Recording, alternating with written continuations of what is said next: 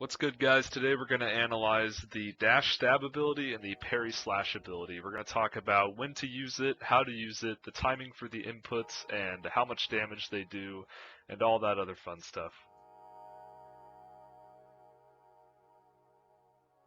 First, we'll talk about the dash stab ability and the inputs. So, to input the dash stab, all you do is dash and press X near the end of the dash. You can even press X near the beginning to do a slightly shorter dash stab. You can also chain dash into a stab at the last dash you want to. This is effective at reducing the ending lag after dashing 3 times. On the 4th dash, you have a little skid animation for the dash, and doing the stab will stop that animation and put out an attack. So it can be faster.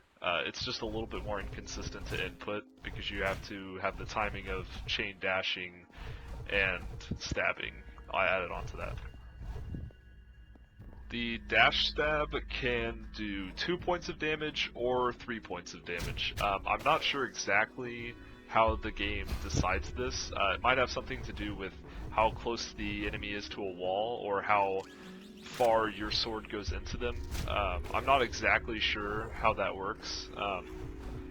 The dash stab, however, is very good whenever you're in a very one-on-one situation and you're in a very small space. So against these little guys, dash stab can be very effective, but as soon as they open me up and we're out in the open, dash stab becomes a little bit less effective as they surround me. It's a very linear attack, and it works best in hallways where things are closed in.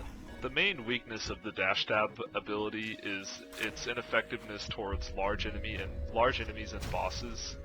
Against these types of enemies, your character will bounce off of them whenever you dash stab them, and you'll have a bit of lag afterwards. This really opens up your character for a counterattack by enemies and bosses. Usually against just standard large enemies, you won't really get punished too hard for it, but if you're surrounded by a lot of little guys and the big guys, it can really hurt you. So this is the main big thing about this ability that is this big drawback. Another thing to note about this ability is that against large enemies and bosses, it only does 1 point of damage instead of 2 or 3, so combine that with not knocking them back or stunning them at all, and it's pretty ineffective against them. Next up, we have the Parry Slash ability. This ability, in my opinion, is one of the best in the game, and it's also one of the hardest abilities to use correctly in the game. So to input this ability, you're going to want to attack with whatever button you use to attack, and then immediately dash. You can prolong your timing and attack, let the hitbox come out, and then dash to do 3 points of damage, and put yourself behind your opponent instead of 2. The normal just parry slash does 2 points of damage, but if you do let that hitbox come out and then dash and do the parry slash, it will do 3 points of damage. So practicing in this little dash room and getting your time down is a pretty useful thing to do before you go out and use this ability. Another thing to note is that it does use a lot of stamina, so I recommend getting the little purple stamina cloak from doing the dash challenge in this very room right here. It's definitely worth it, and it reduces the stamina requirement for dashing and using these abilities that I'm showing you right now.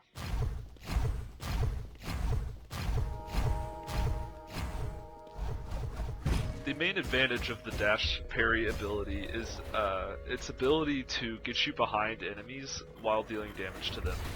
It's very effective against bosses that, when they start their attacks, continue in that direction. At the very beginning of that attack, you can get directly behind the boss and get in a little bit of extra damage before they go to their next attack. Against a large group of enemies, it's very effective at taking out a lot of little guys in a row. It can also be used to escape from corners or situations that are unfavorable. Against these sword guys right here, it's very good at getting you past them while they telegraph their attack towards you, and they will still attack in that direction, and you can finish them off from behind. The dash stab ability is probably the most powerful in the game, and it's one of the abilities you're going to want to pick up early on if you want to increase your power level and your effectiveness in combat in this game. Alright, I'm gonna leave you guys with a clip from this little section in this little group battle. It showcases some of the effective uses of the Parry Slash ability.